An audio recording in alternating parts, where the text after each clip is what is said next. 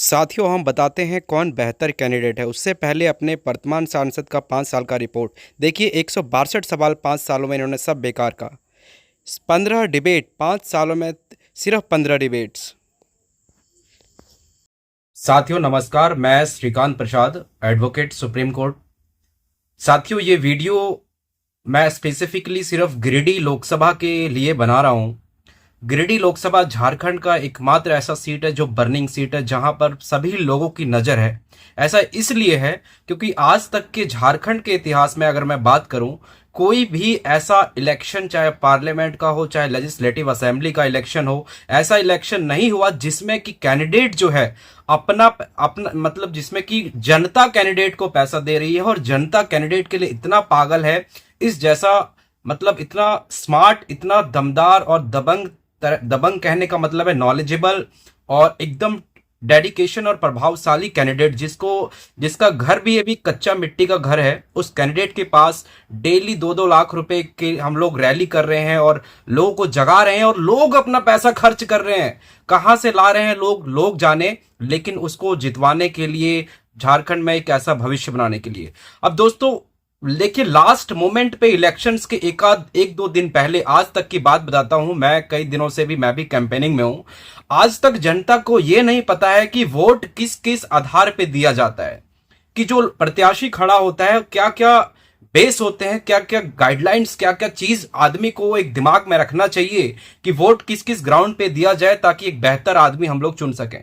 अभी दूसरे मैं अगर बात करता हूं भारतीय जनता पार्टी की, तो आज रूरल एरियाज में, भारत में वैसे भी 90% एरिया रूरल है।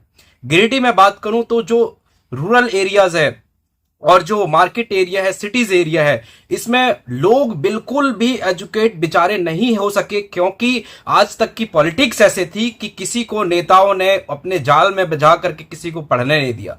मैं कुछ एक डाटा आपके पास, क्योंकि मैं एडवोकेट सुप्रीम कोर्ट में हूं, हम जो बातें करते हैं एकदम तर्क के साथ और पूरा जिम्मेदारी के साथ बात करते हैं, तो मैं वही कुछ 8-10 पॉइंट्स बताऊंगा जिसको आपको डिसाइड करना है और इसके बेसिस पे आपको वोट देना है, अगर आप अभी तक डिसाइड नहीं कर पा रहे हैं कि वोट किसको देना है। ठीक है, देखिए दोस्तों, सबसे पहला जो आप लोगों के मन में एक ख्याल है कि हमको राष्ट्र को बनाना है, राष्ट्र निर्माण करना है, और राष्ट्र निर्माण के लिए मोदी जी के चेहरे पे आप लोग वोट करने के लिए सोच रहे हैं, अगर मैं बता रहा हूं, क्योंकि यही चीज है जिसको आप जैसे लोगों को अंधेरे में अभी तक रखा गया है, ज्ञान के अंधेरे में, और इस तरह की जो अनएम्प्लॉयमेंट है, अनएजुकेशन है और हेल्थ सेक्टर में कुछ नहीं है, ये सब चीजों को आपको छुपा करके और इन चीजों में दूसरे चीजों में उलझा करके रख रहे हैं, और वो पैमाना आप लोग तय करते हैं वोटिंग देने का। सबसे पहले अगर मैं बात करूं कि आज आपको ये नहीं लगता कि जब 1947 में देश आजाद हुआ, जब भारत पाकिस्तान का बंटवारा हुआ, उस समय जो लोग वहां से आए और यहां से गए, उस समय इतनी दुर्दशा थी भारत की, जब उस समय भी ऐसी दुर्दशा नहीं आई थी कि आदमी को 5 किलो राशन, 5 किलो खाना एक महीने में जो है अरेंज करना मुश्किल था। ये उस जमाने में नहीं आई थी, आज से 75 साल पहले की बात कर रहा हूं। लेकिन आज 2024 में, जो 2014 से 24 10 साल में ऐसी स्थिति आ गई कि 140 करोड़ में 80 करोड़ जनता जो है 5 किलो राशन एक व्यक्ति नहीं कमा पा रहा है। 5 किलो राशन की मैं बात करूं तो कम से कम 200-250 रुपए दाम होगा, तो 250-300 रुपया एक आदमी नहीं कमा पा रहा है। ये हमारे प्रधानमंत्री मोदी जी कहते हैं, और ये कहते हैं, आप सुनिए, आप आंखों से चश्मा हटाइए इस भक्ति का। अब सोचिए कि इतना जब नहीं हो पा रहा है 5 किलो राशन एक महीने में, और आप लोग कहते हैं, मोदी जी कहते हैं कि हमारा देश दुनिया में 5वें नंबर की ट्रिलियन इकोनॉमी पहुंचा रहा है। अरे 1947 के बात है जब वहां ये प्रॉब्लम नहीं थी, आज 2024 में ये दिक्कत है। 5 साल नहीं, 5 किलो राशन नहीं हो पा रहा है। दूसरा, अभी लास्ट कुछ महीने पहले ऑक्सफैम की रिपोर्ट आई। ऑक्सफैम एक पूरे विश्व लेवल पे कंट्री का, जैसे रिपोर्ट कार्ड, मैं स्कूल जाता हूं, मेरा भी रिपोर्ट कार्ड बनता है, इसी तरह से देश का भी रिपोर्ट कार्ड बनता है। बहुत सारे 197 देश हैं, उनका भी रिपोर्ट कार्ड बनता है। रिपोर्ट कार्ड बनाने वाली एक ऑर्गेनाइजेशन है ऑक्सफैम रिपोर्ट। ऑक्सफैम ने का सर्वे है ये कि 197 करोड़ की देश में, मतलब 197 कंट्रीज में, जो भारत की अगर मैं बात करूं तो 73% संपत्ति जो भारत की है वो सिर्फ 1% लोगों के पास है। मतलब भारत इतना बड़ा देश है, 73% जो एसेट्स है, संपत्ति है, सिर्फ 1% लोगों के पास है। वो 1% लोग कौन है? ये सब है अडानी, अंबानी और भी जो भाजपा के चहीते जो इनको चंदा देते हैं इलेक्शंस में। अब सोचिए कि कहां आपका 73% संपत्ति 1% के पास है। उसके बाद अगर मैं बात करूं, ये जो मैंने बताया था 5 किलो वाला राशन का, ये कैबिनेट का डिसीजन है कि अगर वो इस बार सत्ता में आते हैं तो अगले 5 साल के लिए 5 किलो राशन फ्री कर देंगे। मतलब सोचिए कि इंस्टेड ऑफ आपको कमाने का कोई तरीका दे कि कैसे आदमी एम्प्लॉय करे, कैसे अपने बच्चे को पढ़ाए, कैसे हेल्थ ले, कैसे एम्प्लॉयमेंट ले, इंस्टेड ऑफ सब चीज हटा के 5 किलो राशन ले। और उस 5 किलो राशन को बनाने के लिए जो गैस लगता है वो 1000 रुपए का ले। मतलब 400 किलो का खाना आपको मोदी जी देंगे, 1000 रुपए का गैस आप खुद लीजिए। उसके बाद समझिए, अभी जो इलेक्ट्रोल बॉन्ड निकला है, जो रिलीज हुआ है सुप्रीम कोर्ट के दिशा निर्देश के तहत, इलेक्ट्रोल बॉन्ड का जो इतना बड़ा चक्रव्यूह, इतना बड़ा स्कैम, जहां 6000 करोड़ रुपए बीजेपी के पास इलेक्ट्रोल बॉन्ड का गया है, किसका पैसा गया है? आपको अंधभक्ति का चश्मा दिखाते हैं कि हिंदू धर्म है, हिंदू देश है और राष्ट्रीय सर्वोपरि है और गाय हमारी माता है। जो गाय का मांस बेचती कंपनी है, उस कंपनी से चंदा लिया है। जो उत्तरकाशी टनल में 41 मजदूर जहां फंसे थे, जिस कंपनी में नवयुग कंस्ट्रक्शन, उस कंपनी से चंदा लिया है। ऐसे ऐसे बहुत चीजें हैं जहां पर आप लोग को अंधेरे में हिंदुत्व का पाठ पढ़ा करके और हिंदुत्व के जो खतरे वाली चीजें हैं उन्हीं कंपनियों से पैसा लेकर के ये लोग चंदा मतलब आगे बढ़ा रहे हैं। उसके बाद बताता हूं, करप्शन इंडेक्स में हमारा देश कितने नंबर पे है? 80 से 90 के रैंक के बीच में है, 118 देशों के बीच में। सोचो भ्रष्टाचार कितना है। उसके बाद जो पैमाना है, अगला पैमाना, वो ये है जो मोदी जी की वॉशिंग मशीन का फॉर्मूला अभी आया है कि दूसरे दूसरे पार्टियों से जो जितना बड़ा भ्रष्टाचारी वो उतना बड़ा पदाधिकारी। तो आप लोगों के तो आंखों में ऐसा चश्मा एक बैठा दिया है कि आप लोग कुछ देख ना पाए।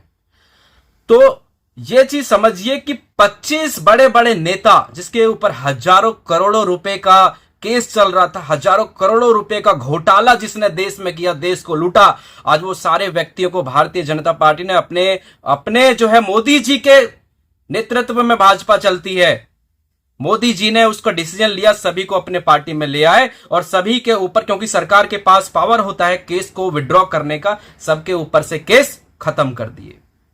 और आप लोग अभी क्या हालत में है? आप लोगों को 100 रुपए और 1000 रुपए के लिए मोहताज होना पड़ रहा है। गिरिडीह की मैं बात कर रहा हूं, गिरिडीह की सिर्फ, है कि नहीं? आप जाते हैं किसी सरकारी हॉस्पिटल में, ऑफिस में, कहीं भी जाते हैं, कितना परेशानी आपको झेलना पड़ता है। क्यों झेलना पड़ता है? आपने सोचा है? इसीलिए क्योंकि जो आदमी पढ़ लिख करके डॉक्टर बना है, जो आदमी IAS, IPS, DSP, SDPO, CO, जो भी इतना मुश्किल एग्जाम होता है इनका, पढ़ने के बाद ये लोग क्लियर करके जनता के सेवक कहला जाते हैं, पब्लिक सर्वेंट, सेवा करने के लिए जनता के लिए आते हैं। लेकिन क्यों नहीं करते हैं आप लोगों की? आप लोग क्यों परेशान हैं आज?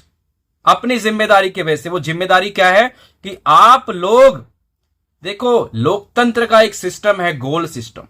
लोकतंत्र आपको एक अंगूठे के तहत मौका देता है कि आप अपने, जैसे आप मान लेते हैं कि गिरिडीह में 15 लाख लोग हैं, तो 15 लाख लोग, आप लोग की कोई इज्जत नहीं है। वैसे तो इज्जत है, एक आदमी का भी कोई मौलिक अधिकार अगर हनन होता है तो सुप्रीम कोर्ट और हाई कोर्ट में सीधा केस कर सकता है अगले दिन।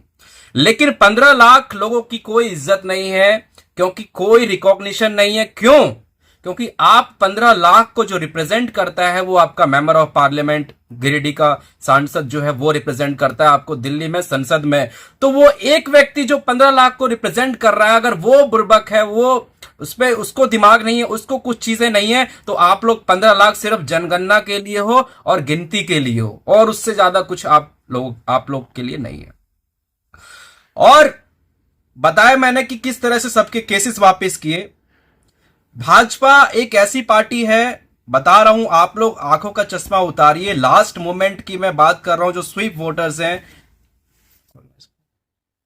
उसको तो मैं फास्ट कर दूंगा। आज बताइए, 10 साल हो गए, 10 साल में हमारे प्राइम मिनिस्टर मोदी जी एक बार भी जिसने उसको प्रधानमंत्री बनाया, आप 140 करोड़ आप लोगों ने बनाया, देश का मुखिया होता है, देश के एक एक खर्चे का उसको हिसाब देना पड़ता है कि कहां पैसा लगा और कहां कितना फंड हुआ। लेकिन आज 10 साल में एक बार भी निष्पक्ष कैमरे के सामने प्रेस कॉन्फ्रेंस आपको बताया कि कहां पैसा खर्च हुआ, क्या हुआ? नहीं। कोविड की बात करूं, पीएम केयर फंड बना, जिसमें लोगों ने देश को बचाने के लिए, कोविड से बचाने के लिए कितना पैसा दिया योगदान फंड के रूप में, वो फंड आज तक रिलीज नहीं हुआ। मतलब उसका पता नहीं चला कहां गया। क्यों? कहां जा रहा है पैसा? यहां जा रहा है दूसरी पार्टियों के लोगों को, बड़े बड़े नेताओं को, जो दिखता है इनको कि दमदार है, जो इसकी क्षेत्र में दबंगई है और जो जीत सकता है इलेक्शन, उसको खरीदने में काम आ रहा है। क्योंकि मकसद सिर्फ एक ही है, पूरे देश में सिर्फ एक ही पार्टी रहे और दूसरी कोई पार्टी ना रहे। ये सब चीजें हैं। आज बता रहा हूं, गुजरात में एक पुल था, जिस पुल में चढ़ रहे लोगों, कम से कम 100-150 लोग वहीं नदी में डूब के मर गए। पिछले साल की बात है। उस कंपनी से चंदा लिया। आप लोग लिंक करिए इस चीज को। आप लोग जो दीवाने हैं इस चीज के कि मोदी जी बहुत बढ़िया भाषण देते हैं एकदम हिला करके, मैं बताता हूं वो टेक्निक क्या है। एक टेक्निक होता है टेलीप्रॉम्प्टर। टेलीप्रॉम्प्टर क्या होता है कि कान में वो चीज उनके लगी होती है और जो चीज वहां से निकलता है वो वहां से मुंह से निकलता है। टेलीप्रॉम्प्टर। आपने कई भाषण देखे होंगे जहां पर टेक्निकल डिफॉल्ट आ जाता है, टेलीप्रॉम्प्टर काम करना बंद कर देता है, वहां इनकी बोलती बंद हो जाती है। तो ये सब चीजें चल रही है। और आज बता रहा हूं कि सबसे बड़ा जो 2014 में, 2014 एक ऐसा साल था जिसमें इतनी लहर बनाई थी लोगों के साथ बोल करके, धोखाधड़ी से करके। उस समय बोला था कि हम सारा विदेशों का, स्विट्जरलैंड का पैसा, ब्लैक मनी का पैसा सारे लोगों का लाएंगे। 15 लाख करोड़ रुपए जो है एसेट्स में है स्विट्जरलैंड की कंपनी में, स्विस बैंक में। 2012 में सुप्रीम कोर्ट में उसके ऊपर केस चला, एसआईटी बनी, लेकिन आज 2012 से 24 12 साल हो गए, लेकिन वो सब ठप हो गया और इनका जो एक झूठा सपना था ब्लैक मनी लाने का, वो कभी पूरा नहीं हुआ। देखो, मकसद एक ही है कि जनता को मूर्ख बना करके ये अनपढ़ आदमी ही रहे, इनका बच्चा गरीब और मजदूर, और यही सब बोझा उठाए और झाड़ू पोछा लगाए, यही सब चीज करे, तभी हमको वोट पड़ता रहेगा। और देखो, बताता हूं आप लोगों को कि सांसद जो है उसको कुछ नहीं करना होता। सांसद को सिर्फ अपने क्षेत्र की समस्या को संसद में रखना पड़ता है और उस समस्या के ऊपर जवाब मांगा जाता है। जो कंसर्न उसका डिपार्टमेंट होता है कि इस समस्या को लेकर के कितना फंड आपने किया, क्या काम किया और क्या करना है, और ऐसा कराना चाहिए, ये कराना का काम होता है। पैसा उसको सरकार के बजट से आता है, जो बजट 1 फरवरी को पास होता है संसद में, इसका कोई 1 रुपया नहीं लगता है। लेकिन इनका यही है कि सारा काम अगर करवा देंगे तो फिर अगली बार इलेक्शन में इनको आप कैसे देंगे वोट। उसीलिए एक एक बूंद बूंद की तरह काम होता है, बूंद बूंद की तरह काम होता है, ताकि आदमी को चलता रहे बेवकूफ बना के कि ऐसे ऐसे ऐसे ऐसे। तो लास्ट मोमेंट के जो वोटर्स हैं वो लोग इस चीजों को समझिए। और इस तरीके से अभी बताता हूं, इंटरनेशनल लेबर ऑर्गेनाइजेशन, अंतरराष्ट्रीय मजदूर संगठन जो स्विट्जरलैंड में है, यूनाइटेड नेशन की ऑर्गेनाइजेशन, उसका रिपोर्ट है कि भारत में 83% जो ग्रेजुएट से ऊपर की पढ़ाई कर चुके हैं, ऐसे 83% लोग आज बेरोजगार हैं। कोई सोर्स नहीं है इनकम का। ये रिपोर्ट्स है, ये तर्क की बातें हैं, रिपोर्ट्स की बातें, कोई हवा वाली बातें नहीं है। फिर कुछ चीजें बताता हूं। बोला था कि भाइयों बहनों 50 दिन का टाइम दो, सारा ब्लैक मनी और सारा ये चीज खत्म हो जाएगा। हुआ क्या? जो गरीब था, जो छोटे मोटे बिजनेस व्यापारी थे, आज सब लोग परेशान थे। सब लोग जिस तरह बर्बाद हुए, उनको उभरने में 10 साल हो गए, लेकिन अभी तक नहीं उभरे। 15 लाख बोला था कि खाते में आएंगे, वो सब लोग जानते हैं कि 2014 में 15 लाख रुपए आने वाले थे खाते में। 2024 आते आते सिर्फ 250 रुपए आ रहे हैं 5 किलो राशन के तहत। और अगली बार अगर आ गई तो 250 रुपए जो 5 किलो का राशन है, वो 5 किलो भी नहीं, अब की कटोरी मिलेगा प्लास्टिक का, चाहे पत्ता का, और उस कटोरी में अपना भीख मांगो और अपना खाना चलाओ। यह है भारतीय जनता की पॉलिसी। धर्म की बात करते हैं, मैंने बता दिया। और बात करी थी कि 100 स्मार्ट सिटी बनेंगे 2022 तक। आज 100 छोड़िए, एक स्मार्ट सिटी भारत में है कोई? डाटा की तरफ से बता रहा हूं, विद रिकॉर्ड्स, एक भी स्मार्ट सिटी आज तक कंप्लीट नहीं हुई है। इनका काम क्या है कि सारे प्रोजेक्ट अनाउंस कर दो और छोटा छोटा सा भूमि पूजन कर दो और ये कर दो, लोगों को मीडिया में चला दो कि काम हो रहा है। उसके बाद ना जनता जाने ना मीडिया जाने, अटेंशन के बाद सब खत्म। ये पॉलिसी है। रोजगार की भी बात है, 2 करोड़ रोजगारों की बात करी। 2 करोड़ क्या, 2 लाख रोजगार नहीं हुए। और जो 2 लाख के भी जो फॉर्म्स निकले, सारे एग्जाम्स जो हैं चीटिंग, सारे एग्जाम फर्जीवाड़े तरीके से एग्जाम कैंसिल हो जाना, ये हालत है। आम जनता युवा को इसमें बहका करके, ठीक है, बहका करके कि आपको ये है वो है, युवा एकदम पागल हो गया है धर्म के पीछे। आज बताइए, आप लोगों का सबसे बड़ा जो चीज है कि राम मंदिर मोदी जी ने बनवा दिया। जो नहीं जानता है, जो ये नहीं जानता है कि वोट किस ग्राउंड पे करना है, वो कैसे जानेगा कि किसने बनाया और कैसे बनाया? राम मंदिर का मामला माननीय सर्वोच्च न्यायालय ने उसको जजमेंट को पास किया कि ये जमीन हिंदुओं की है और हिंदू की होनी चाहिए। तो जब जमीन हिंदुओं की थी तब वो प्रोजेक्ट पास हुआ और लोगों ने अपना अपना चंदा दे करके, योगदान दे करके उस मंदिर को बनाया। इनका कोई रोल नहीं है। तो ये सब कुछ चीजें हैं जो आप सोचिएगा और इसी के बेसिस पे वोट दीजिएगा। समस्याएं बहुत हैं, लेकिन हम जयराम महतो को, आप लोगों से रिक्वेस्ट करते हैं वोट देने के लिए, इसलिए क्योंकि ये जो जो समस्याएं हैं, इन समस्याओं पे हम लोग जब जब जब हम किसी से जवाब नहीं मांग सकते, सवाल नहीं कर सकते, तो हम क्या कर सकते हैं? तो इसी सवाल जवाब करने के लिए, दागने के लिए मोदी जी को 5 साल का समय मिलेगा। आप लोग अगर चुनते हैं, हर एक दिन हर एक जनता के क्षेत्र का सवाल उठेगा और सब चीजों पे दमदार तरीके से रिपोर्ट आएगी, आंसर होगा, रिप्लाई आएगा कि क्या एक्शन हो रहा है। और जिसमें हमको लगेगा कि माननीय हाईकोर्ट और सुप्रीम कोर्ट से उसके ऊपर न्याय हम करवा सकते हैं, तो हम लोग वहां पहुंचेंगे। ये एक खासियत रहेगी इस पार्टी की कि यहां पर एक कानूनी सेल रहेगा, कानूनी विभाग रहेगा पार्टी का, जिसमें हम चाहे वहां से काम होता है वहां से कराएंगे, नहीं तो यहां से काम होता है कानून के तहत काम करवाएंगे। सिर्फ भाषण और बातें ये सब हम नहीं करेंगे।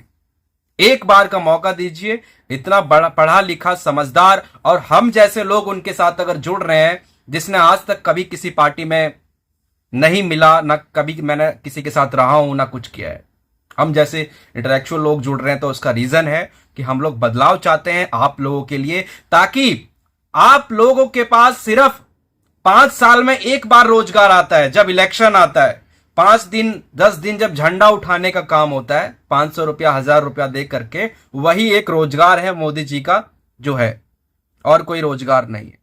तो ये सब चुनिए अपने बच्चे के शिक्षा के लिए। आज एजुकेशन के फील्ड में झारखंड में बताइए कि कोई सरकारी स्कूल, जो प्राइमरी स्कूल होता है, टीचरों का क्या हाल है?